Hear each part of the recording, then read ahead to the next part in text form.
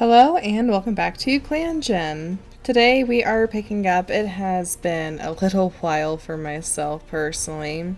To be entirely honest, I was just feeling quite a bit of burnout, so I took a step away to kind of recuperate and get everything back under myself. And I'm really glad I did take that time because I feel so much more better coming back. I feel a lot more energized, and I think that's just going to reflect in having just better quality content than trying to keep forcing some stuff. So, without too much further ado, we'll go ahead and jump into some patrols here. I did also update our generator to include some fun little extra events that I'm hoping to see, mostly involving Peekfur and her kits. So, we'll see what happens. There's of course no guarantees, but they are pretty likely to occur. So I think we'll be getting some new apprentices here in this upcoming moon. So we'll go ahead and skip. Okay, this has definitely been an eventful one. Starting off with some ceremonies. Time has taken its toll and Segurena has noticed himself slowing down. They worked tirelessly for many moons, but it's time for them to retire. I hadn't realized that Segurena was getting that old, but we'll have to figure out what's going on there. As the clan cheers for the new warrior Moss Sun, Rushreed purrs loudly. Their kit is finally a warrior.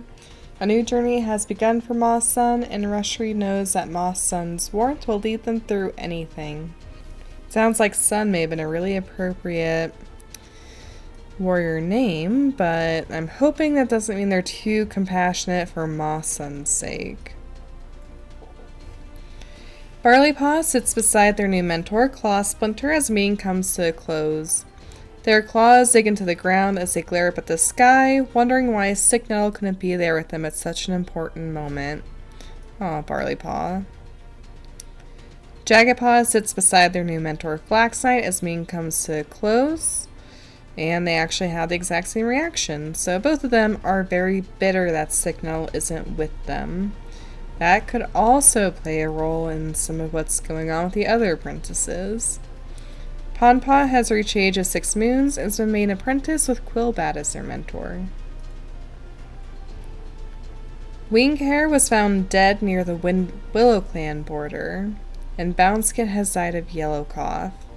The past moon, they have taken their place in Star Clan, and their loss is mourned as moments of their life are shared.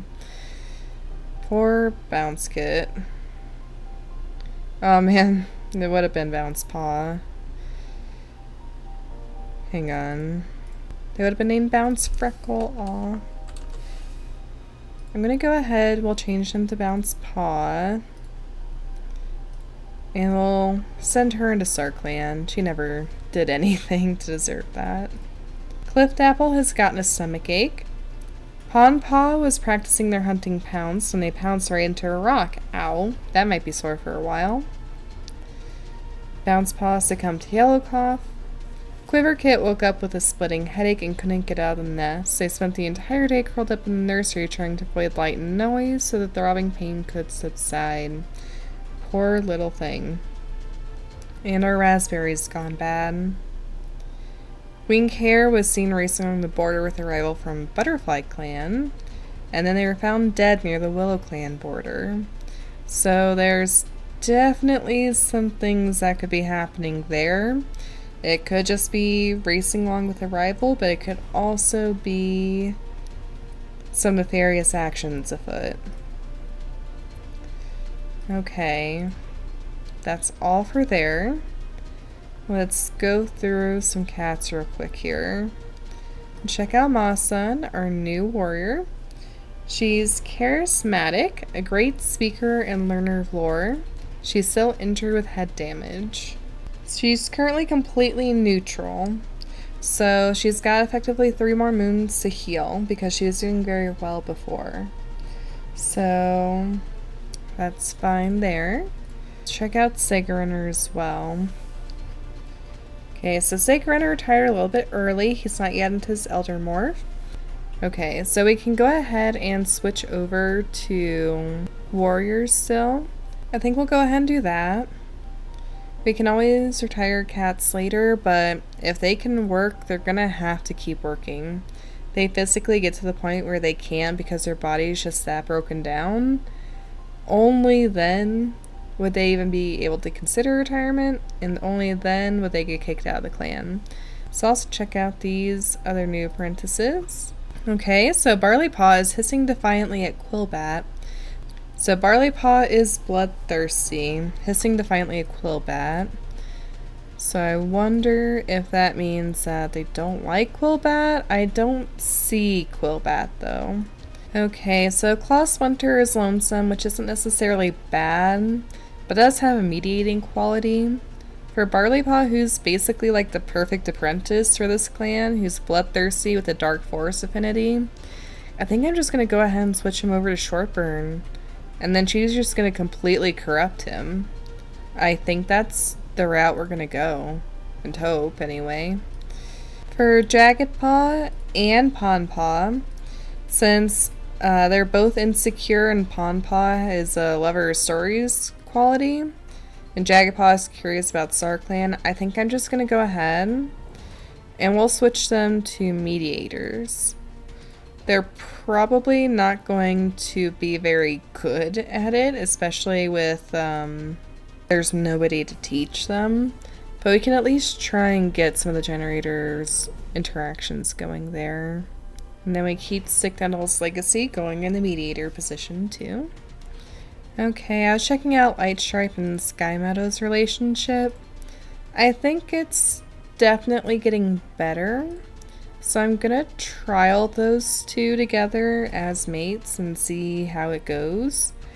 I think it just kind of makes sense for their position in the clan too. So, well, we'll see.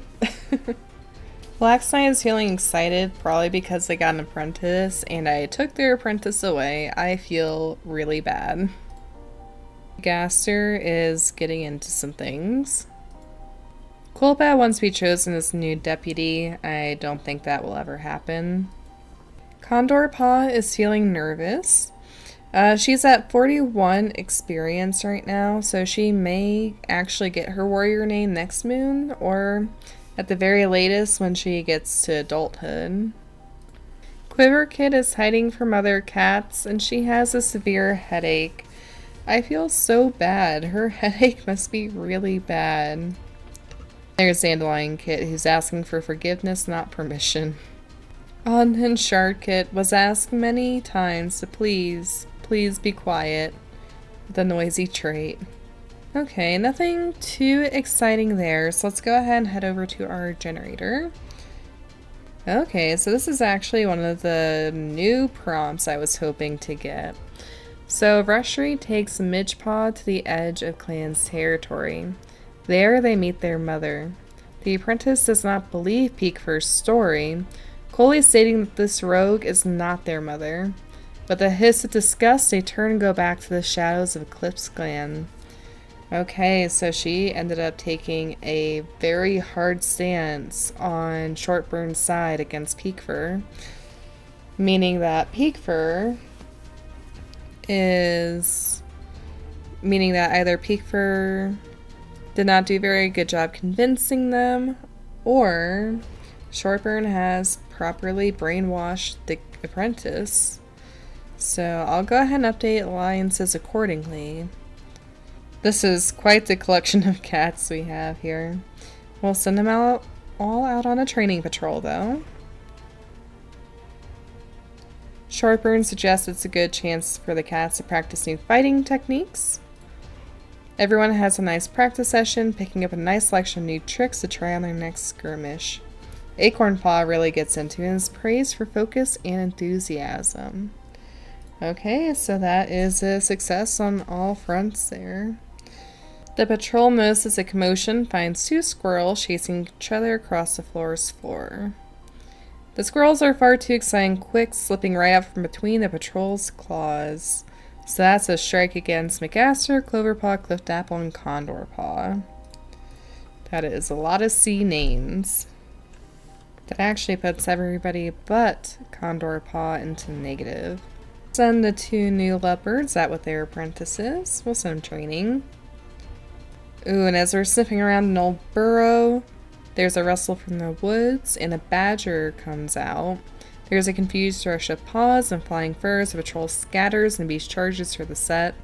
Light Stripe is battered in the process, but everyone gets home safe in the end, including the badger.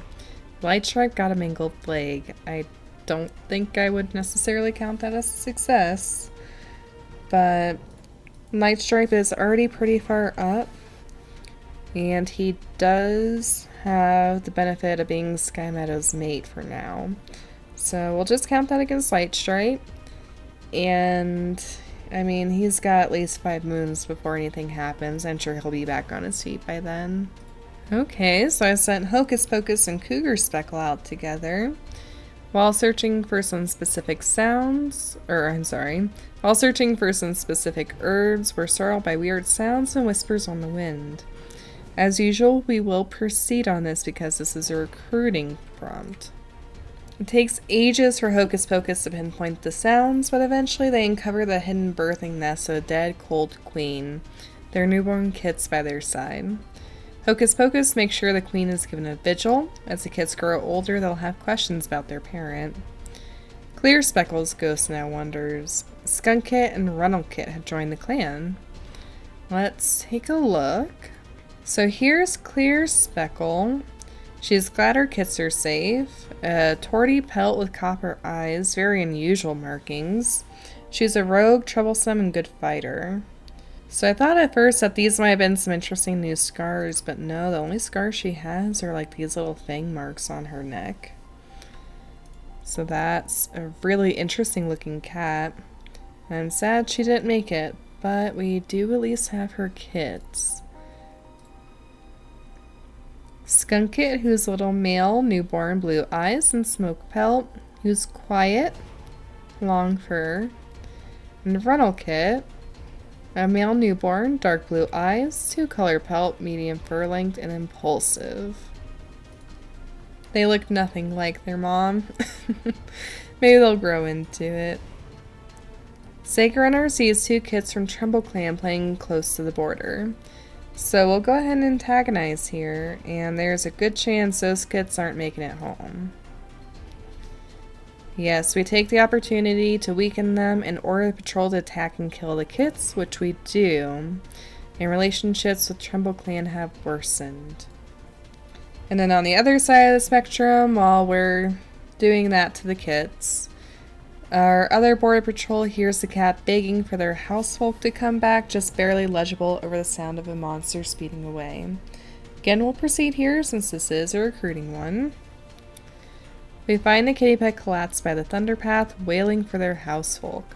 Claw Splinter comforts them, asking why they were left here. The only explanation they have is that they're sick, perhaps too much of a burden. We offer them a place in EclipseClan, at least until they're better. And Tumble Brutus has joined the clan. What a name. Tumble Brutus is an adult female with copper eyes and a marbled pelt. She has long fur length, a lime nylon collar. That's quite a tongue twister.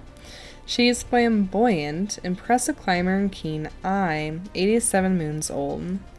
She's sick with yellow cough, which isn't great, but she should be able to get stronger. So this is actually our first one in quite a while, despite the name, which sounds like it should belong to a Bloodthirsty cat. Tumble Brutus is flamboyant, which is considered a bad trait for this clan. She'll be designated to solo border patrols until she proves herself to the clan. If she gets enough positives to really outweigh the negatives, then maybe she'd be allowed border patrol with the safety of others.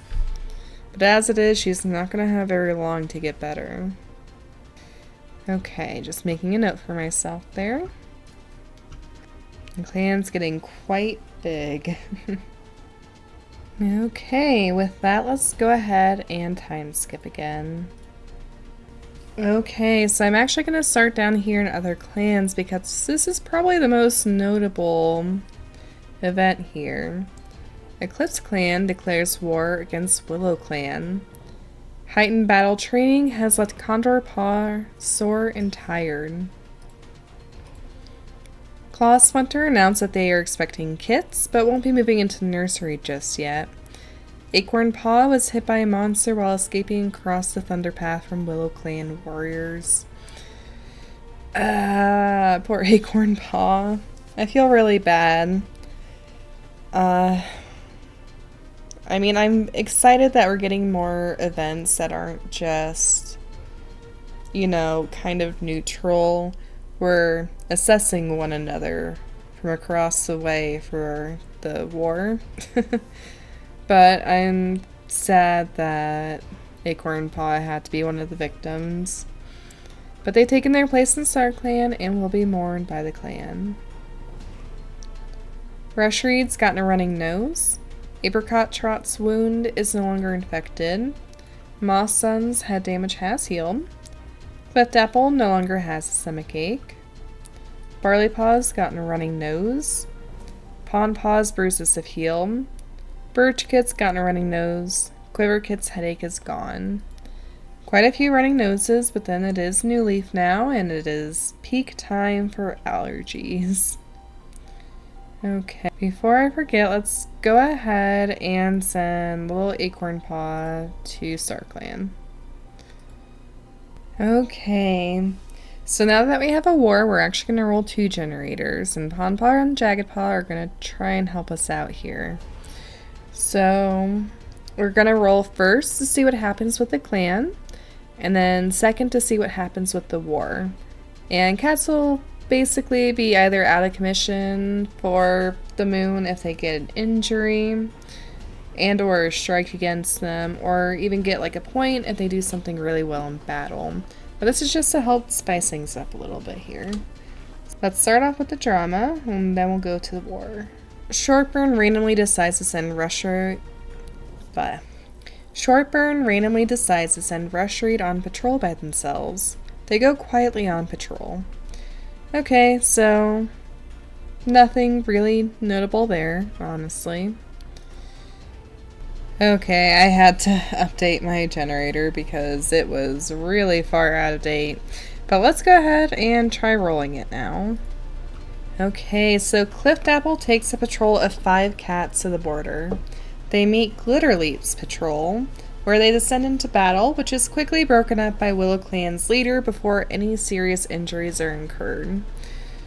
Okay, so just as a little insight, I do have the generator basically randomly create warrior names, and we'll see if we get any recurring characters here. Look at little Skunk Kit. I don't really think that skunk makes sense for his coloring, but he sure is cute. As is Arnold Kit with a little white stripe there. Looks like Shortburn's taking an interest in Arnold Kit. Since we don't really have anything to mediate, I'm just gonna randomize these guys. Then they get practice. Sega Runner is keeping their eye on the sky, afraid an eagle could come get them. Apricot Trot is startling cats by appearing suddenly. Tumble Brutus is trying to set a good example. As is Claw Splinter, who's still active, even while expecting. Danger Dave winked playfully at a clanmate from across the clearing. Danger Dave, when are you going to be better? Probably next moon? Boulder Hawk is sharpening his claws, which is definitely an appropriate thing to do right now. Quillbat is eavesdropping on Sky Meadow, ooh. Python Shade is flatly insulting clanmate's appearance. Never change. Moss Sun is finally back on her feet, and she is up and sparring. Condor Paw is a little sore after some battle training, but she is almost to her warrior name. Dustpaw has been training very hard recently. She's probably just really trying to make up for everything, and possibly a little nervous about the war or feeling bad about it since she is compassionate. You know, it's really strange. She really almost favors Stick Nettle more than she favors Peak Fur, but she's Peak Fur's kit. She's definitely a very pretty cat though. I kind of want to see which way the wind blows for her to see if she ends up supporting Peak Fur or Shortburn. Midgepaw is resting in the sun after a long day of training. Gravelpaw is having a hard time keeping up with their training. Barleypaw is letting Dandelion Kit see the apprentice's den. Rosy Kid is whimpering in their sleep. She's nervous and an avid play fighter, so the poor little thing is probably scared to death about the notion of being in a war. By the way, there are prompts that can get kits hurt, lost, or injured. Or worse. Quiver Kit is pestering older cats to play with them. Bush Kit and Birch Kit are both hiding. Go ahead, I'll update a few things here. Okay, I've got our sick cats updated. It's time for patrol. McGaster and Condorpaw go out together for one last training patrol. They end up basking, but while doing so, Condorpaw is too stiff and polite for it to be considered bonding time. McGaster will have to try something else. That seems like a pretty neutral thing. I'm not going to change their strikes one way or another. Shortburn takes her apprentices out to see a big porcupine. They watch the big bushy lump of a creature, tail switching with excitement. Shortburn points out the cascade of spines lying flat on its back as it snuffles happily around the forest floor. So, successful all around there. Because Shortburn's always successful. It's definitely not a dynasty. I don't know what you guys are talking about. Cliftapple takes a couple of apprentices out hunting. We find a fox on a carcass. It's a small gray fox, but when we try to drive it away, we are unsuccessful and it keeps possession of the food, but nobody's hurt. I'm still going to count this against them. Cliftapple is actually not looking too hot on the strike front, neither is Cloverpaw. So, fingers crossed for them. Hocus Pocus and Cougar Speckle gather some lungwort and dandelion, as does Rushreed. Our patrol tracks the son of a large dog wandering along the edge of the clan's territory. I'm actually not going to proceed here. Both Moss Sun and Python Shade have really low experience, and a big dog I don't think we need to tussle with right now. The issue is that does put Claw Splinter down 2 strikes. Python Shade, on the other hand, is up 1. Moss Sun has 1 more chance. She's also at 2 strikes at the end of everything there. Sagarina takes out a patrol of Quillbat and Rain Creek. We hear a hiss of pain from a loner. We barely approach, who doesn't seem to notice them. It's obvious the cat's bleeding out. Sagarina attempts to staunch the bleed and carry the cat to camp, but it's no use. Hopefully the loner didn't suffer too much. And our reputation towards outsiders remains neutral. Similarly, I'm not going to give them a strike or a boon for that. It's just not really, obviously it's not a good outcome, but there's not really a whole lot we can do about that if a cat's injuries are just that bad. So, neutral all around. Boulder Hawk and Flaxknight do not catch a bird, so that's down 1 for both of them, but neither of them are in any immediate danger. Okay, I know it's a lot fewer moons, but we're just going to go 1 more, and it's been quite a bit of time messing around with some generators today too. So let's go ahead and do that. McAster gives Condorpaw a friendly nudge when the leader calls the young cat's name. They watch with pride as Condorpaw sets forward and receives their new name, Condor Fern, and are honored for their determination. It's a really interesting name, but it's also a very interesting cat. Let's check out Condor Fern. Oh, she's very interesting. She is a young adult silver torty pelt. She ended up being sneaky, a skilled mediator, and good storyteller. So that means that she can sneak anywhere she wants, and she can tell any story that she wants to get out of it. And she's presently eavesdropping on 2 clanmates' ears pricked. So, she really did end up getting some pretty good qualities there. I don't think Shortburn's gonna disown her or anything like that. We'll keep her nature up at a good trait for sneaky. Plus she's Shortburn's kit. Claw Splinter is unsure how many kits they'll have and decides to move into the nursery in preparation for their soon-to-come kits. And rumors have reached our clan that the exiled Siltstripe has died recently. Siltstripe was a really good cat while he was in the clan, but we'll go ahead and send him to our clan, since he didn't really do anything particularly bad, I don't think. Well, this is unexpected. Okay. Okay. After having Apricot Trot challenge them, Shortburn commands Tumble Brutus to help them punish Apricot Trot. Everyone ends up hurt, though Shortburn feels they can trust Tumble Brutus more. Okay. So I guess the question here is, was Apricot Trot playing the long game to get on Shortburn's good side and then try and betray her? And why would Tumble Brutus, who's flamboyant in nature, help Shortburn? The only thing I can think of is that Apricot Trot was playing Shortburn, because I think it did kind of feel a little strange that of all the cats, it was Apricot Trot. And while Shortburn was distracted with the war, Apricot Trot stood up to try and take power for herself. Tumble Brutus, who's already sick and eager to prove their status in the clan, leapt to Shortburn's defense, and in the altercation, everybody was hurt. So we can kind of keep that lining up there. But Shortburn's definitely not going to take that, and I think we're just going to outright exile Apricot Trot. Because I think Shortburn's probably really shaken by that, but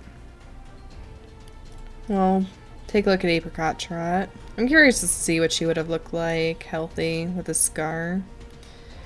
You would have looked great for the clan, but as it is, Apricot Trot does have a sneaky nature, so I guess that's very in character for her to do. I just hit my hand. I guess it is very in character for her to do. She's trying to seize power through sneaky, underhanded methods. So we'll go ahead. We're going to exile her. I do have my reasonings for doing this. And we'll hopefully see some generator things coming in soon. Let's see. Shortburn has a claw wound. Tumble Brutus has a claw wound, so they would have been better, but now they're down again. I do think that has earned them a reset, so now they're up 1, which is as high as they can go with a bad trait. They went from a -1 to a +1, so that's effectively 2 more moons extra just for helping out Shortburn.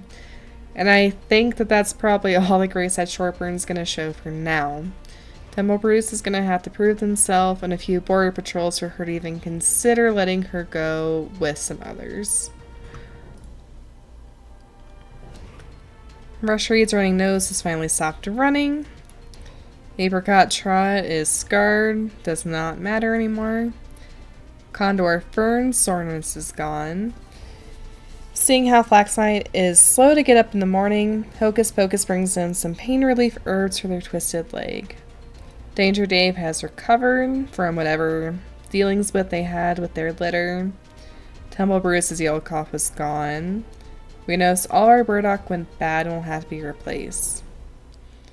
Willow Clan has taken some of EclipseClan's territory, which is not going to slide very well, I'm sure. And that's it there. Hoo boy, quite a bit. Let's jump right into our generators, and then we'll take a look at some cats. Shortburn pulls Sega Runner aside.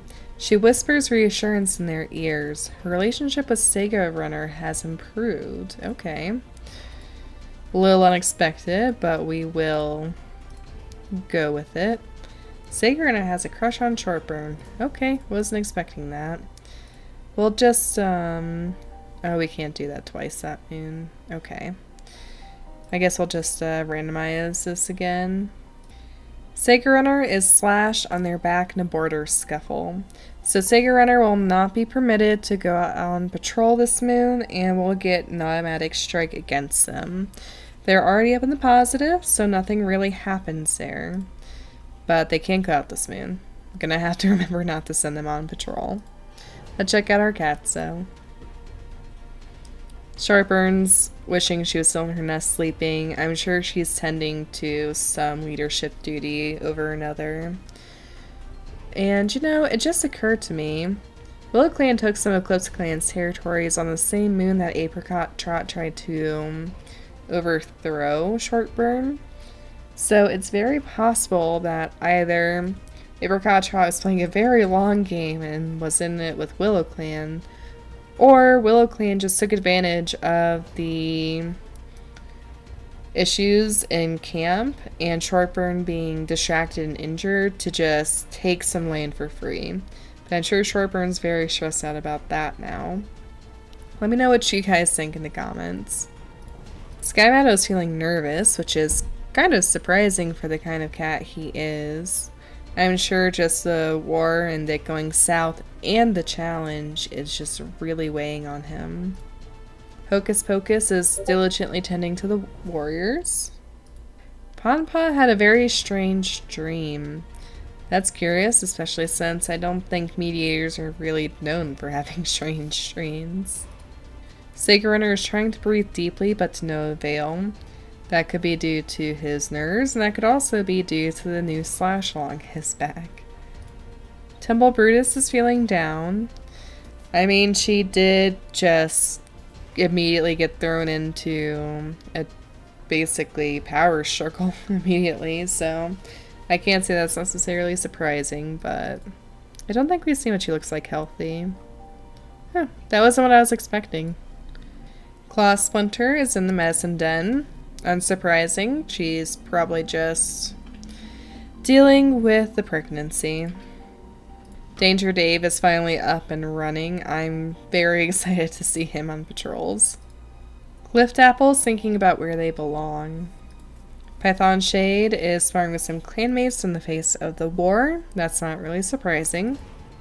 Masun is helping a kit that stumbled over their own paws.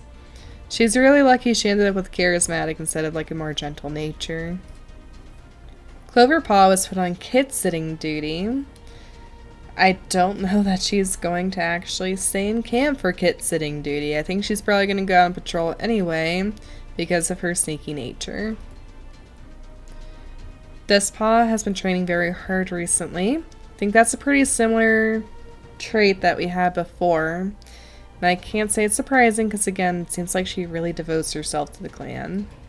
Rosie Kid is asking Barleypaw if it's safe, presumably to come out. Dandelion Kid is hiding from other cats. Sharkit is waking Rosie Kit from a perfectly good nap with their incessant mewling. Sharkit's also had a few other kits that have just been complaining about how loud they are, so poor Sharkit is probably just not a very popular den mate. Meanwhile, Bush Kit's making fun of Light Stripe's insecurities, which right now is probably the mangled leg. Rental Kit wasn't paying attention in trips, so I guess it was Rental Kit that Moss Sun was helping. Okay, time to take away the sick cats. If I say it out loud, I won't forget. Okay, Tumble Brutus has a pass because of everything there. Claw Splinter is pregnant, so we're not going to turn her out for her third strike. Lucky for her. She's honestly just going to be neutral until she gets... until the kits are born. She'll be walking a pretty fine line after that, but the point is the same. White Stripe is just now hitting neutral. Okay, and that's really it. So they are patrols. Clift Apple and Cloverpaw managed to drive off a fox from a carcass, which they really needed that win. That was Clift Apple's last chance. Same with Cloverpaw, really. The cats are only just smaller and outnumbered the fox if only by a little, and it's a prize they're willing to fight for. It's a prize they really had to fight for, so luckily for them, it ended without bloodshed. Okay, Sky Meadow's gonna take his and Sharpburn's apprentices out, training. And they're gonna try fighting techniques, which again is very important since we're in the middle of a war. Nobody sets out to teach, though, and everyone ends up feeling awkward and irritated. So, unfortunately, we don't get any boons for the apprentices, but nobody really loses anything because it's still Sky Meadow and favoritism. I guess nepotism may actually be a better word. Hocus Pocus gathers ragwort. Rushery gathers marigold.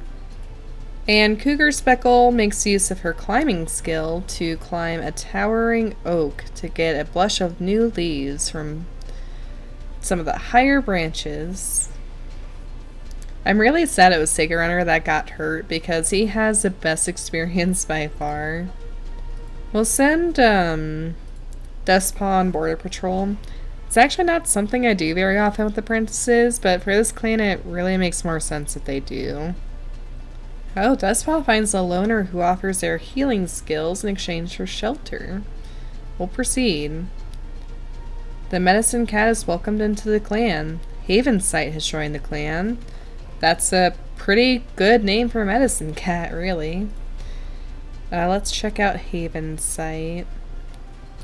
He is an adult male with dark blue eyes, a dark gray ticked pelt with short fur, 53 moons old.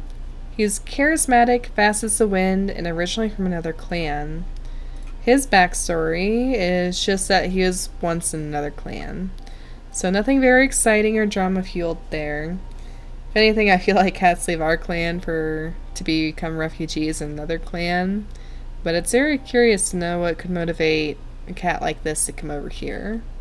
So, go ahead and add him into some things here.